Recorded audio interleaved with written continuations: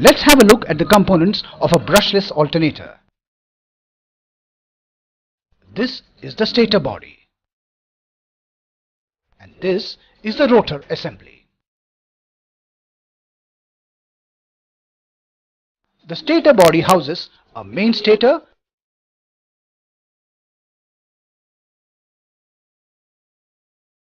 and the exciter stator.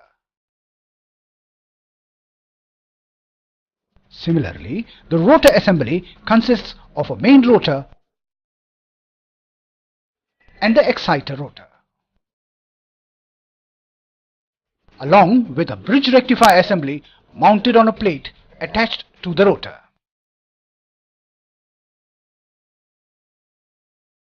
The exciter stator has residual magnetism present in it.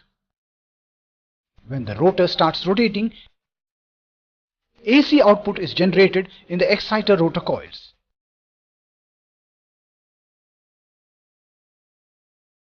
And this output is passed through a bridge rectifier and is converted to DC and given to the main rotor.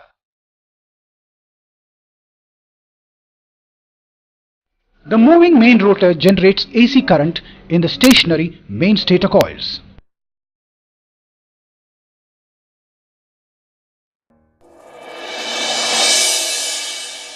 This is the final output of the alternator.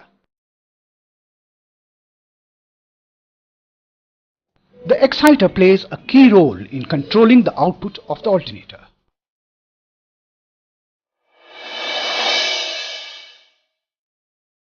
It supplies DC magnetizing current to the rotor, which is the field of the main alternator. Thus, if we increase or decrease the amount of current to the stationary exciter field coils, the output of the main alternator can be varied. Automatic voltage regulator circuit performs this important operation of controlling the exciter current. Let's have a look at the working of the AVR. For example, let's assume the output voltage is low. The AVR senses this and increases excitation current in the exciter stator. This in turn increases the output from the exciter rotor. This increased output is converted to DC and fed to the main rotor, thus increasing its magnetic field strength, resulting in increase in the output. Similarly, when the output voltage is high, the AVR will decrease the excitation current,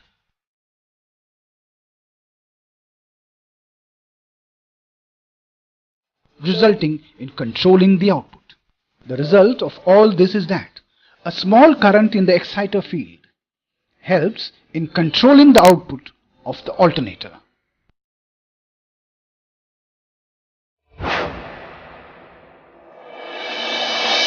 Important. Test procedures shown in this video assume that the viewer is well conversant with electrical safety requirements and has the knowledge of using electrical test equipment. Never attempt to work on live equipment if you are not qualified or experienced in this work. While testing a live generator, another competent person must be present who can shut down the engine in case of emergency. Stop the generator and disconnect all load. Battery test. Remove AVR connections. Insulate the U, V and N terminals with tape. Replace the AVR with a 12-volt battery. Give battery positive to F1 and negative to F2. Now start engine. Check that the speed is within 4% of the nominal. Using a multimeter, check voltage between phases and voltage between each phase to neutral. If the output voltage is within 10% of the nominal and balanced across phases within 1%, then main stator, main rotor, exciter stator, exciter rotor and rotating rectifier assembly are functioning correctly. If the output is more than 10% below the nominal and also unbalanced across phases more than 1%, this indicates that a fault exists in the main stator, main rotor, exciter stator, exciter rotor or in the rectifier diodes. Checking the main stator winding. If the phase-to-phase voltage is unbalanced by more than 1%, this indicates that the main stator windings are faulty. Unbalanced voltage, heat or burning swell from the windings. Engine sounds like loaded or no load. These are few symptoms of main stator fault. Disconnect the AVR. Disconnect any connection between neutral to earth. Measure the insulation of the windings with a measure.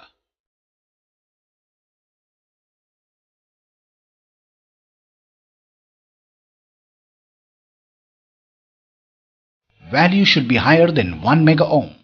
If the value is lower than 1 mega ohm to earth, the windings should be cleaned, dried or removed to a workshop for complete refurbish. If the voltage is 10% or more below the nominal voltage, but is balanced within 1% phase to phase, then the main stator is in good condition.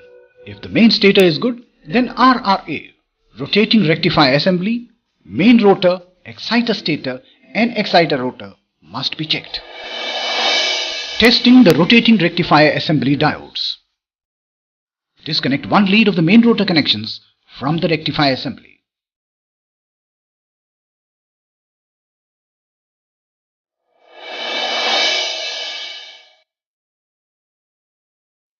Disconnect the 6 ends of exciter rotor connections to the rectifier diodes.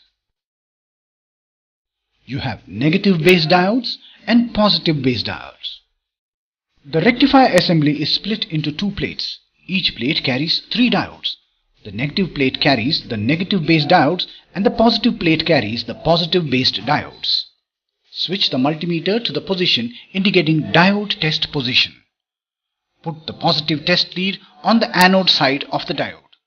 The meter should give a reading indicating electron flow. Reverse the multimeter leads. The multimeter should now read OL, no electron flow. A faulty diode will give a short circuit reading in both directions or an open circuit reading in both directions, usually because of solder joint fail. Care must be taken to ensure that the correct polarity of diodes are fitted to each respective plate. When fitting the diodes to the plate, they must be tight enough to ensure a good mechanical electrical contact, but should never be over tightened. Please note, if one or more diodes are found to be faulty, always change the complete set of diodes. Exciter stator. Check the resistance across F1 and F2 with a multimeter. Set the lowest resistance range for this test. Also check the insulation of the exciter stator with a mega. The minimum insulation value should be 1 mega ohm to earth. Exciter rotor. A visual inspection will usually identify any burnt or damaged winding. A low resistance bridge is required to accurately measure exciter rotor resistance values, usually below 0.5 ohms. Main rotor. Disconnect one lead of the main rotor connections from the rectifier assembly. Check the resistance of the windings with a multimeter. A good quality multimeter will measure resistance of 0.5 to 2 ohms with reasonable accuracy. However, if the resistance is found to be lower than quoted figure, it should be verified with a more accurate measurement. Field flashing. Self-exciting alternators use residual magnetism of the magnetic circuit of the exciter. Loss of residual may occur after a breakdown, long shelf time, or rewind of the exciter stator. Connect a 12-volt DC battery positive to AVR terminal F1 and negative to terminal F2 for 1 second. Caution! Never connect a battery to the AVR terminals without a blocking diode. Battery polarity must be correct.